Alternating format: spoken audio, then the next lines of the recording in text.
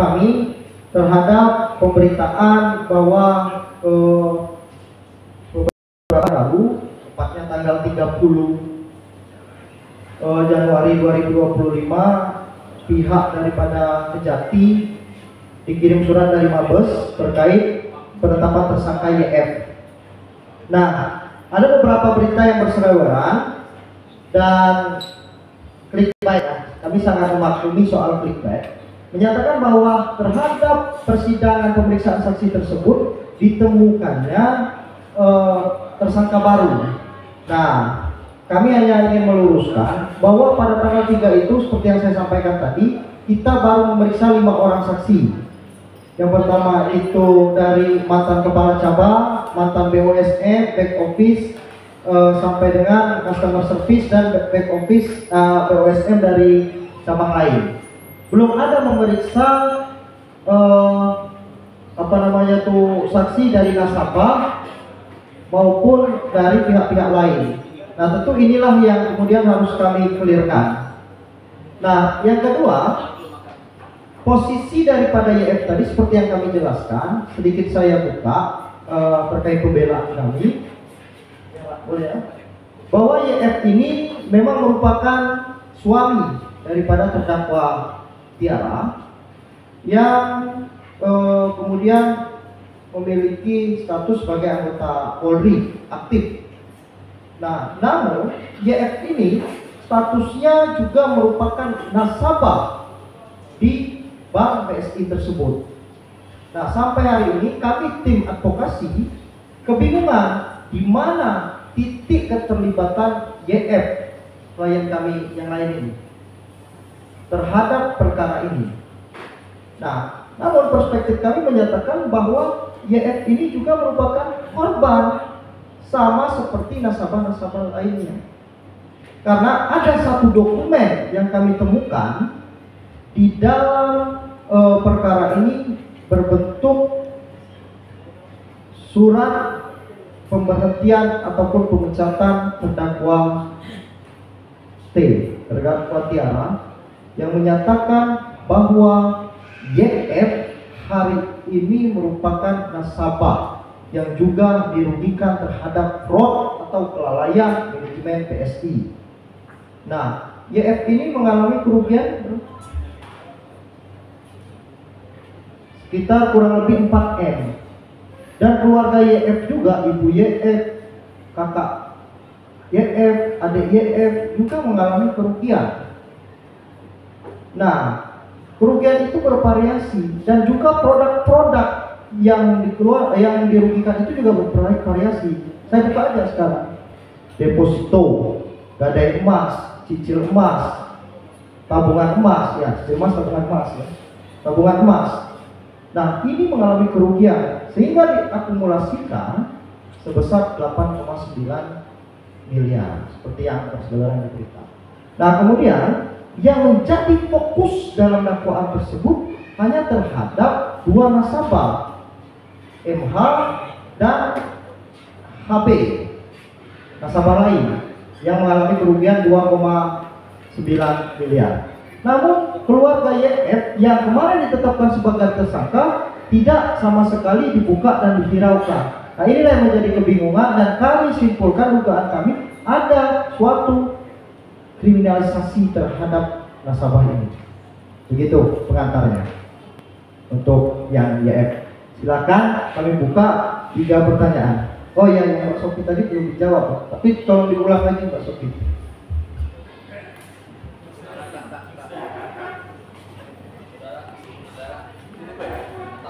Catat aja kamu.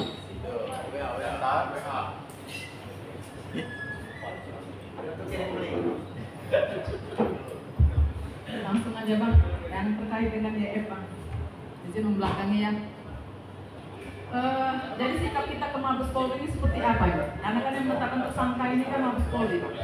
Kejati itu hanya menerima SPDP.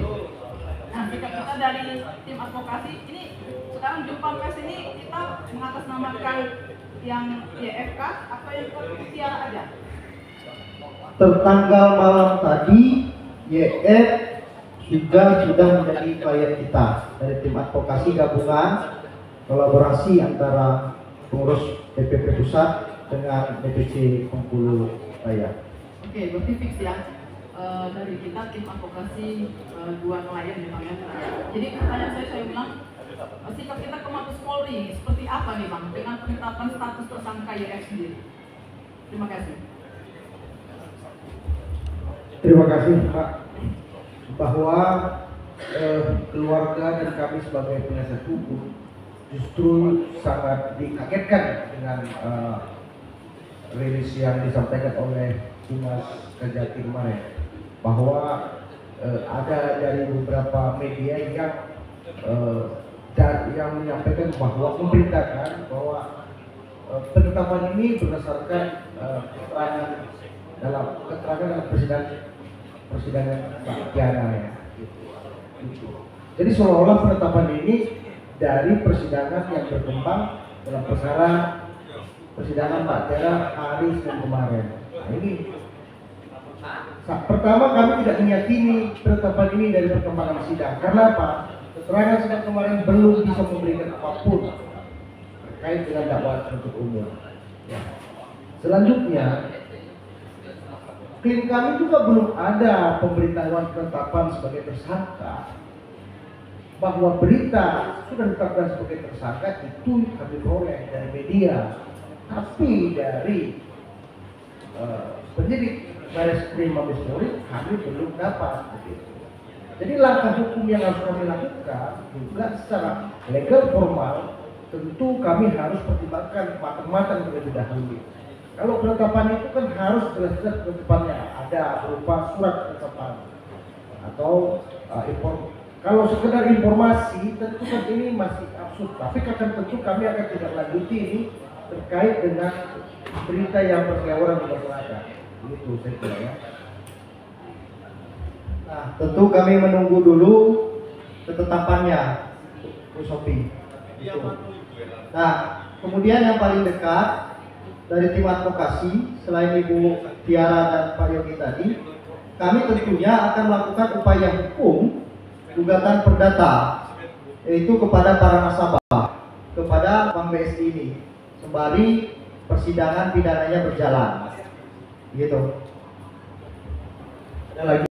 Dua penanya, silakan Pak.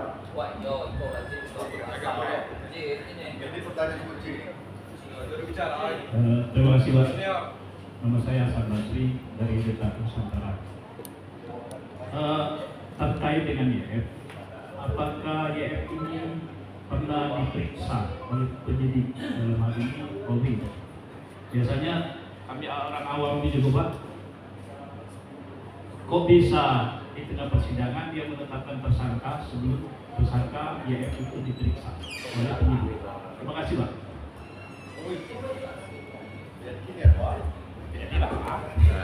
Ya, jadi begini, tadi kan sudah saya juga sampaikan Pak, bahwa laporan polisi terkait dengan dugaan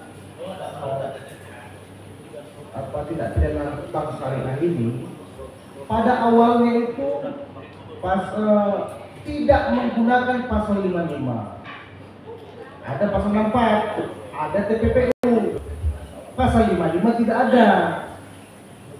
Lalu terdakwa maupun penasihat hukum juga tidak pernah mendapatkan adanya penambahan pasal 55. Kalaupun ditambah pasal 55, itu kan memungkinkan menurut hukum acara. Akan tetapi yang bersumber dari petunjuk jaksa peneliti melalui P19. Tim kami belum pernah menerima itu. Tapi tiba-tiba dakwaan penuntut umum ada pasal 55. Ya kan? Seolah-olah di LP-nya itu ada pasal 55. Kalau memang di LP-nya ada pasal 55, sebelum tersangka baru diperiksa, dia satu kesatuan yang bisa ditetapkan. Tapi kalau tidak ada pasal 55-nya, dia harus dibuat LP sendiri kan begitu, atau pengembangan atas petunjuk dari pertimbangan hukum majelis hakim setelah putusannya inkrah kan begitu. Nah kalau yang ini kami belum tahu apakah ini bagaimana caranya kemudian ini ada kabar, kami juga belum tahu. Tahu-tahu kami sudah ada berita bahwa sudah tersangka, harusnya kan ada pemberitahuan penetapan tersangka, lalu melakukan upaya hukum jelas apakah pra peradilan, apakah gelar perkara khusus, ini kan belum ada. Apalagi yang ditetapkan ini kan juga adalah anggota. Gitu. Jadi inilah pentingnya kita mengklarifikasi atas berita yang berkembang, dan kami mohon agar digital media mengawal bersama-sama kami. Intervensi dari siapa? Ya tentu kita nggak tahu nih intervensi ada dari siapa, pihak dari mana. Yang jelas perkara ini kami kesannya sangat masif dalam penanganannya. Demikian. Bang, ada mungkin di peradilan, Bang? Ya kita masih menunggu dulu soal ketetapannya, baru kita terima itu soal PDP. Tersangka ditahan, Bang? Tersangka alhamdulillah belum ditahan Kapan? dan belum ada panggilannya sampai hari ini. Nggak, maksudnya kalau ada pra peradilan kan bisa tahu titiknya gimana itu kan? Itu pra peradilannya di Jakarta Selatan nanti kan, karena yang periksa Mabes. Oke, untuk ini kami pikir cukup, dan selamat datang Ketua, silakan bergabung Ketua.